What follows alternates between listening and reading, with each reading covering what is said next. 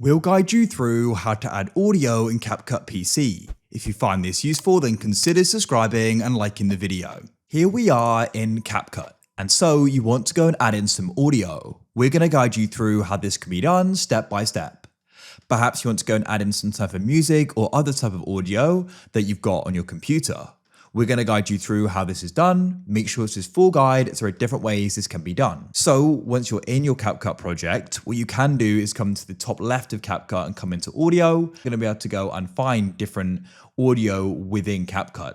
So for example, we could go and press the download icon to the right here. It will download and you can press the plus to the right and it'll then go and be added in. You can click, hold and drag and adjust it to where you want it to be. However, in this case, I want to go and add in my own. So let's press media in the top left and go and press import.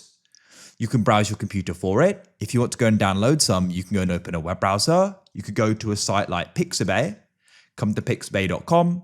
You can then go and press music at the top, find one you like. You can go and click on it to go and play it and download it over to the right. We can then locate it in our file explorer, select it and press open and it'll be imported. Then you can click, hold and drag it into your timeline like so. You can click and hold the start or end point to adjust it. And of course, I want to go and have it split about here. So I'll then go and press Control B. I'll delete the part I don't want.